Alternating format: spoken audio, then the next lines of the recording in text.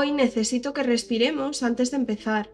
El caso del que vamos a hablar es especialmente duro. Es un relato de abuso prolongado, humillación y una violencia difícil de escuchar. Si eres especialmente sensible a este tipo de contenido, quizá este no sea el mejor momento para escucharlo. Y está bien parar, está bien cuidarse. Porque lo que le ocurrió a Sylvia Likens no fue un arrebato, no fue un instante de locura, fue algo sostenido en el tiempo. Fue crueldad permitida, fue silencio cómplice.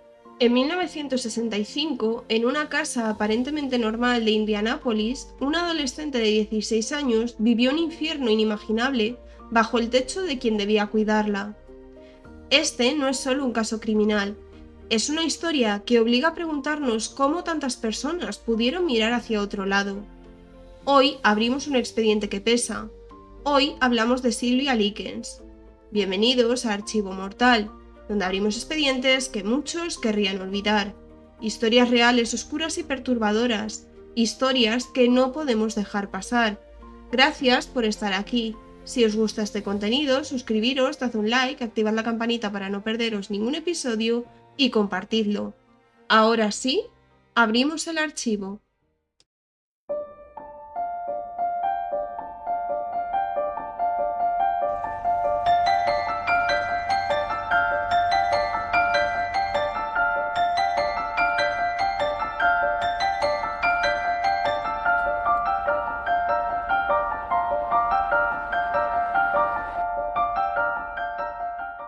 Este caso se compara mucho con el caso de Junko Furuta, e incluso hay gente que piensa que es mucho más cruel. Como hemos dicho anteriormente, si eres especialmente sensible, igual este vídeo no es para ti. Dicho esto, comenzamos. Sylvia Marie Likens nació el 3 de enero de 1949, siendo la tercera de 5 hermanos. Nació entre dos pares de mellizos, Daniel y Diana, 2 años mayores que ella, y Benny y Jenny, 1 año más jóvenes. Sus padres eran Lester Cecil Likens, quien nació en 1926 y falleció en 2013, y Elizabeth Betty Franz, de soltera Grimes, nacida en 1927 y fallecida en 1998. El matrimonio era feriante y se dedicaba a viajar constantemente, mudándose con frecuencia y experimentando dificultades económicas. Además, la relación entre el matrimonio no era especialmente buena, con lo cual incrementaba malestar entre sus hijos, que de por sí no tenían una buena estabilidad. De hecho, Diana, cuando cumplió 18 años, se marchó a formar su propia familia. Para el momento de los hechos, Sylvia tenía 16 años y sin duda tenía una relación muy estrecha con su hermana Jennifer. Jenny había desarrollado polio cuando era muy pequeña, y por ello una de sus piernas no se había desarrollado correctamente, por lo que tenía que llevar una prótesis. Sylvia cuidaba de su hermana y la ayudaba con sus tareas, la bañaba, la vestía, la acompañaba al colegio. Se querían muchísimo, y esto será muy determinante en este caso. Los hijos varones siempre acompañaban a sus padres para trabajar con ellos, y mientras, Jenny y Sylvia solían quedarse al cuidado de su abuela paterna. Era una mujer mayor y el trabajo de casa principalmente recaía sobre Sylvia. También solía hacer de canguro, hacía recados y el dinero que ganaba solía dárselo a su madre. Se la describe como una joven amigable, responsable, segura y animada. Para el momento de los hechos se estaban quedando con su madre, pues el matrimonio se estaba separando. El 3 de julio de 1965 su madre fue arrestada y posteriormente encarcelada por hurto. Aprovechó su llamada desde la cárcel para llamar a Lester, que se encontraba fuera trabajando. Mientras el padre regresaba, las niñas estaban solas. Necesitaba recaudar el dinero para la fianza, así que acudió a una amiga suya de la iglesia, Darlene Maguire, para ver si aquella noche podían cenar en su casa. Aquella noche no eran las únicas invitadas, pues había otra joven de la misma edad de Silvia, que acudía a su mismo instituto, aunque no se conocían. Esta chica era Paula Wanicewski. Hicieron buenas migas en ese momento, así que tras comentar lo sucedido, Paula propuso que se fueran a su casa a hacer una fiesta de pijamas aquella noche. Silvia y Jenny pidieron permiso a su padre, que les autorizó ir a casa de Paula, quien tenía 6 hermanos.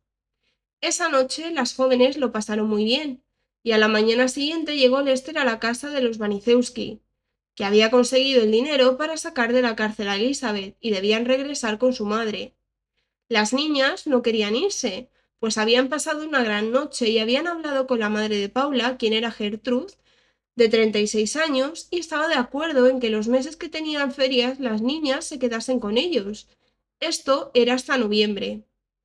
Lester y Gertrude llegaron a un acuerdo, dándole unos $20 semanales por mantener a las niñas y las molestias. Al cambio serían unos $185 semanales.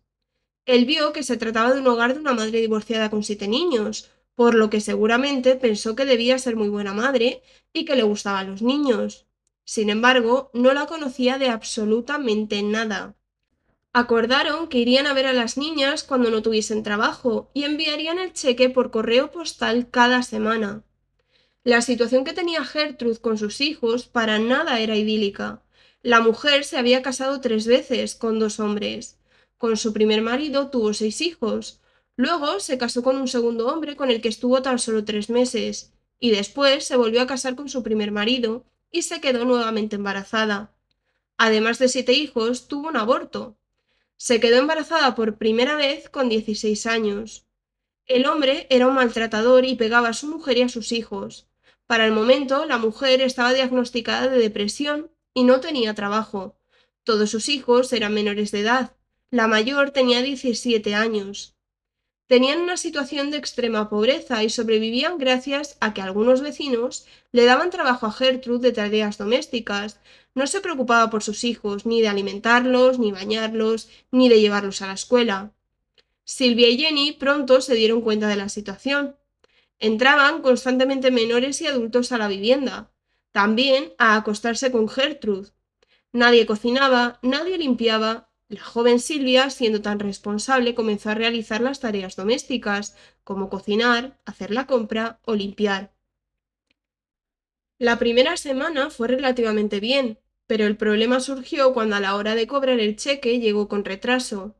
Gertrude entró en cólera y comenzó a gritar a las niñas. No se quedó ahí, pues pegó una bofetada a Jennifer. Las jóvenes pidieron que se calmase, pues igual había sido un retraso, y efectivamente así fue. Al día siguiente llegó el cheque con los $20. Tras este momento, la situación fue más tirante. El día que debía llegar el segundo cheque tampoco llegó, pues lo hizo con retraso nuevamente. Gertrude, cansada, cogió a las 2 jóvenes de los pelos, las arrastró hasta el sótano, las obligó a bajarse los pantalones y la ropa interior y con una pala de madera azotó a Silvia en las nalgas. Cuando iba a hacer lo mismo con Jennifer, Silvia, llorando, imploró que no la tocase y que le pegase a ella. Gertrude volvió a pegar a Silvia. Fue tras esta pelea que los malos tratos hacia Silvia se incrementaron, y no solo por parte de Gertrude, sino por parte de todos sus hijos también. Todos comenzaron a insultar a Silvia, a pegarle, la dejaban sin comer durante muchas horas. La joven trabajaba en un souvenir por las tardes y tenía que rogar por comida a sus jefes. Los domingos era el día favorito de Silvia y de toda la familia, pues aprovechaban para ir a la iglesia. La joven cantaba en el coro y se llevaba muy bien con el párroco. Uno de esos domingos, tras estar en la iglesia haciendo actividades, disfrutando, Paula, la hija de Gertrude, que conocieron en la cena, le dijo a su madre que Silvia había robado comida del buffet que había preparado la iglesia. Además de comer su parte, decía que les había dejado en evidencia, pues había comido mucho. Gertrude decidió entonces repetir la golpiza con la pala de madera, esta vez en la espalda de Silvia. También pegó a Jenny. Esto ocurrió a mediados de julio. Los maltratos y burlas, principalmente hacia Silvia, siguieron produciéndose por parte de toda la familia. A principios de agosto, las hermanas, junto a alguna de las hijas de Gertrude, estaban hablando en la sala de estar delante de ella, y Silvia inocentemente dijo que aquella primavera había tenido una especie de noviete, que se cogían de la mano y paseaban juntos. Gertrude preguntó si había hecho algo más, a lo que Silvia dijo que no. Paula en ese momento la llamó mentirosa y dijo que había contado que habían hecho tocamientos por debajo de las mantas. Esto no era verdad, pero Gertrude entró en cólera y obligó a Silvia a levantarse. Cuando lo hizo, le pegó una patada en los genitales con tanta fuerza que hizo a Silvia doblarse y caer al suelo. Mientras la joven estaba en el suelo, comenzó a patearle la barriga diciendo que seguro que estaba embarazada y que le iba a sacar el bebé a patadas. Paula también participó y se unió a pegarle patadas a la joven. En ese momento, Gertrude mandó a llamar a Randy Gordon, un joven del barrio, y al llegar a la vivienda dijo que estaba embarazada, que iba a engordar, que no dejaba de comer porque era una glotona, que ya lo había hecho antes en la iglesia. Así que alentó al chico para que bajara a Silvia al sótano, cogiéndola de los pelos, llevar un montón de comida y atragantarla, metiéndole la comida a la fuerza, hasta el punto de hacerle vomitar. Después la obligaron a comerse su propio vómito. Destacar en este punto que la que estaba embarazada era Paula, de un hombre casado, y lo estaba ocultando. El ciclo se estaba repitiendo, pues como hemos mencionado, Gertrude también se quedó embarazada por primera vez a los 16 años. Claramente los celos y envidia hacia la joven Silvia, probablemente de lo buena chica y responsable que era, llevaban a los demonios a Gertrude y a Paula, porque no iban a ser jamás como era ella. Los maltratos hacia Silvia se acentuaron durante los meses de julio y agosto. En septiembre debían volver de nuevo a las clases del instituto. Silvia, Paula, Stephanie y Jenny iban juntas a clase, y Paula comenzó a expandir rumores sobre Silvia, de que se acostaba con todos los niños del barrio y que era una prostituta. Silvia decidió contraatacar diciendo que Paula estaba embarazada y además de un hombre casado. También extendió el rumor de que la hija mayor, Stephanie, era una prostituta. Esto sí que era falso. Al llegar a casa, lo primero que hicieron las chicas fue decir a su madre lo que Silvia iba diciendo en el instituto sobre ellas. Paula le pegó un puñetazo a Silvia nada más llegar a casa. Incluso se rompió la muñeca, y Silvia cayó desplomada al suelo. Coy Randolph Hubbard, de 17 años y novio de Stephanie, era deportista y practicaba judo. Cuando se enteró del rumor que había difundido Silvia, comenzó a utilizarla como saco de boxeo. Para Silvia, su escapatoria era ir a trabajar, ya que se evadía e incluso muchas veces pedía a su jefe quedarse un rato más. Gertrude se dio cuenta de que la chica llegaba más tarde y le preguntó. Ella afirmó que se quedaba recolectando botellas de vidrio para luego venderlas y sacar un dinero extra. Gertrude no la creyó. La acusó de ladrona y cogió ella misma una botella de vidrio y obligó a sus hijos a inmovilizar a Silvia. Aviso, lo que viene ahora es bastante duro. Le dijo a Stephanie que le introdujera la botella por la vagina. Una vez dentro, le animó a introducirla cada vez más y más en su interior. En un momento determinado, la botella se rompió en el interior de Silvia, ocasionándole un sangrado y heridas intravaginales. Después le cogió ambas manos y le quemó todas las yemas de los dedos al grito de ladrona.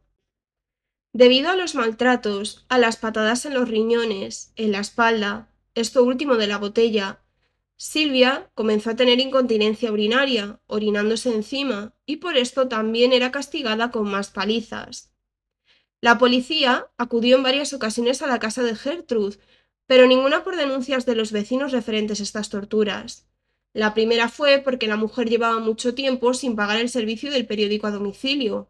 La segunda fue porque los vecinos llamaron, pero porque la hija de 11 años de Gertrude, Marie, se había cortado en la mano y los vecinos vieron que había sangrado mucho. Asustados, llamaron a las autoridades. Gertrude animaba a los niños del barrio a que fueran a su casa para maltratar a Silvia. De hecho, comenzó a cobrar unos 5 centavos por niño por maltratar a la joven. En otra ocasión, Silvia, Jenny y Marie, la hija pequeña, estaban paseando por la calle y se encontraron con Diana, la hermana mayor de las chicas. Silvia contó lo que estaban sufriendo, pero Diana no creyó del todo a su hermana y simplemente le compró un sándwich porque la chica afirmó que pasaba mucho hambre. Marie le contó la historia a Gertrude y la mujer la llevó de los pelos al baño. Ordenó llenar la bañera con agua hirviendo, la desnudó y la metió dentro, por lo que le provocó varias heridas por todo el cuerpo. Silvia se llegó a desmayar y Gertrude comenzó a golpearle la cabeza contra los bordes de la bañera. La quería despierta para que sintiera todo el dolor posible. Tras este ataque, un vecino de la familia vio a Silvia en el jardín trasero de la casa y notó que tenía heridas, llagas, que estaba muy delgada porque no la daban de comer. Llamó al instituto denunciando esta situación. Los servicios sociales acudieron a la casa. Gertrude hizo que Jenny diese la cara y la amenazó de muerte hacia ella y hacia su hermana si contaba algo de lo que estaba ocurriendo. Jenny mintió. Dijo que todo estaba bien y que Silvia se había escapado de casa con su novio y que hacía días que no la veía. Los trabajadores de los servicios sociales creyeron a Jenny y se fueron del lugar. Diana acudió un día a la casa de Gertrude pidiendo ver a sus hermanas, pero la mujer no la dejó pasar ni dejó salir a las niñas. Aunque discutieron, Diana se fue sin ver a sus hermanas. El 5 de octubre, los padres de Jenny y Silvia acudieron a casa de Gertrude, no alertados por Diana, sino como visita ocasional. Solo habían acudido un par de veces a principios de julio, antes de que comenzaran las fuertes palizas. Los padres no vieron la situación que sufrían, no vieron lo extremadamente delgada que estaba la joven, ni las heridas que presentaba, a pesar de que eran visibles. Es más, como hemos visto, un vecino desde la distancia las vio. Sin embargo, estos padres lo ignoraron, e ignoraron la situación que estaban viviendo sus hijas. Las jóvenes no dijeron nada porque estaban coaccionadas y amenazadas de muerte si decían algo a sus padres. Es normal que tras todos los maltratos que sufrían, directa o indirectamente, estuvieran aterrorizadas y coaccionadas y sintieran tal terror hacia esa familia. Los padres parece ser que no vieron nada extraño e incluso dieron a Silvia $5 para que se comprara unos zapatos. Esta sería la última vez que vieron a Silvia con vida. Debido a la denuncia del vecino, Gertrude decidió no correr más riesgos y trasladó a Silvia al sótano. La joven no volvería a ver nunca más la luz del sol, ni respiraría aire fresco. Una enfermera, amiga de Diana, la hermana mayor de las jóvenes, se presentó en la casa, ya que Diana se lo pidió tras lo vivido, porque veía que algo no iba bien. Gertrude obligó de nuevo a Jenny a mentir y decir que Silvia se había escapado con un novio. Los hijos de la mujer corroboraron esto.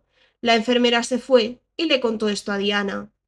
De todas estas visitas culpaban a Silvia y seguía recibiendo palizas, quemaduras con cigarrillos, la volvieron a bañar en agua hirviendo, volvieron a agredirla con la botella de vidrio, le prohibieron comer completamente y la obligaban a comer la caca de los pañales del bebé de Gertrude.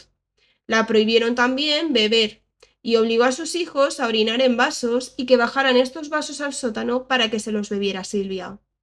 El 23 de octubre, Gertrude comenzó a grabarle una frase en el vientre con una aguja candente. Esta frase comenzaba como «Soy una prostituta». A la mitad se cansó y obligó a Rick Hobbs, que se rumoreaba que era un despechado de Silvia, que terminase la frase y con la aguja al rojo vivo terminó de escribir «Y estoy orgullosa de serlo». Tras esto, la mujer se acercó al oído de Silvia y le preguntó «¿Qué harás ahora?». Gertrude comenzó a difundir los rumores de que Silvia era una prostituta. Decía incluso en la iglesia que era la peor niña con la que se había encontrado, que era muy desobediente y promiscua. A los niños que acudían a su casa les decía que se la habían encontrado así en la puerta y la habían bajado al sótano, que le había pasado eso tras ir a una orgía. Las palizas, las quemaduras, etc. A finales de octubre, Gertrude sabía que Silvia no iba a sobrevivir, y sus padres iban a recogerla para noviembre, así que decidió preparar una coartada. Obligó a la joven a escribir una carta hacia sus padres afirmando que se había portado muy mal en esa casa, que se había acostado con muchos hombres y que se fugaría con un hombre del que se había enamorado. Acordó con su hijo John que cuando falleciera la llevara a una zona apartada boscosa y que allí la enterrara. Cuando Silvia terminó de escribir la carta y la firmó, Coy Hubbard le pegó un palazo en la cabeza. La joven se desplomó en el suelo y no comprobaron su estado hasta 2 días más tarde cuando Silvia ya no tenía vida. Gertrude pensó que estaba fingiendo su muerte y comenzó a pegarle patadas al cadáver para despertarla. Rick Hobbs entró en pánico y llamó a la policía, mientras Gertrude fue instruyendo a todos los niños del vecindario difundiendo la teoría de que Silvia había aparecido así tras asistir de una orgía, y que todos se lo habían hecho hombres antes de llegar a su casa. Ellos la habían recogido y la habían intentado salvar, pero no fue posible. La policía se presentó y todos se ciñeron a la historia de Gertrude, pero Jenny, que estaba presente, dijo que si la sacaban de aquella casa, les contaría toda la verdad. Así lo hicieron, y en privado Jenny contó todo lo que habían vivido.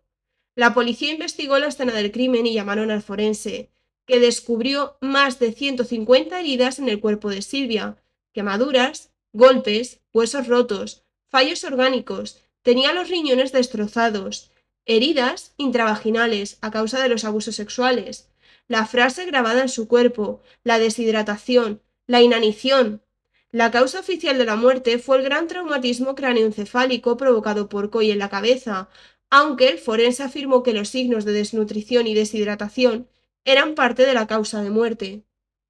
La policía detuvo a Gertrude y sus hijos, Paula, Stephanie, John, y a Richard Hobbs, quien terminó de grabar la frase, y Coy Hubbard, que la golpeó con la pala en la cabeza. Retiraron los cargos de Stephanie porque estuvo de acuerdo en testificar contra su madre y sus hermanos. Junto con Jenny fue quien dio más información, además de otros niños del barrio. El resto estuvieron en prisión sin fianza hasta que comenzó el juicio. Se llevó a cabo el 18 de abril de 1966. Fue multitudinario, ya que el caso trascendió a la prensa. El juez llegó a afirmar que había sido el peor caso que había visto en la historia de Indiana. El forense estuvo de acuerdo en que jamás había recibido un cuerpo en tales condiciones. La fiscalía pedía la pena de muerte para los 5 detenidos. Recordemos que entre ellos estaba el hijo de Gertrude, John, de unos 12-13 años. Gertrude se declaró inocente y basó su defensa en sus problemas de depresión. El resto basaron sus defensas en que habían sido coaccionados por la autoridad de Gertrude. El 19 de mayo, tras 8 horas de deliberación, el jurado llegó a un veredicto. A Gertrude la condenaron a pena de muerte por asesinato en primer grado. Paula fue declarada culpable por asesinato en segundo grado y sentenciada a cadena perpetua. John, Richard y Coy fueron declarados culpables por asesinato involuntario, pero en 1968 Richard y Coy fueron puestos en libertad condicional. John estuvo en un centro de menores hasta que cumplió los 21 años.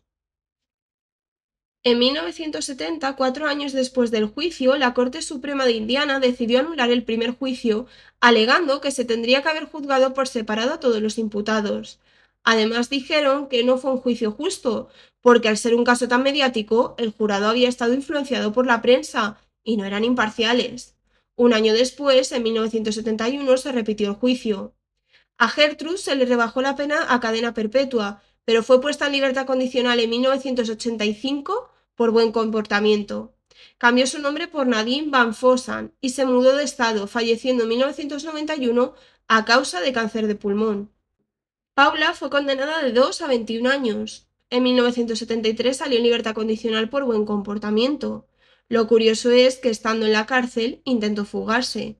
Cambió su nombre por Paula Peace y en 2012 fue despedida de su trabajo en un colegio, ya que descubrieron su verdadera identidad. Coy Hubbard, tras salir de prisión, tras cumplir, como hemos visto, tan solo 2 años, siguió delinquiendo y entrando y saliendo de la cárcel esporádicamente. Finalmente se casó y tuvo familia. En 2007 salió la película de An American Crime, basada en este caso, donde lo mencionaban y fue identificado como el verdadero Coy Hubbard. Ese mismo año falleció de un infarto. Richard Hobbs falleció a causa de un cáncer de pulmón con 21 años, 4 años después de su salida de prisión.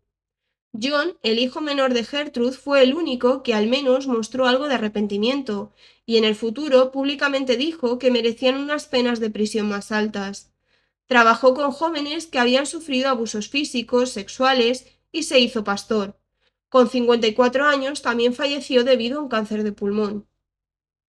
El caso de Silvia no termina con una sentencia judicial, termina con una pregunta incómoda que sigue vigente. ¿Cuántas señales ignoramos cada día? ¿Cuántos silencios justificamos porque no queremos meternos en problemas?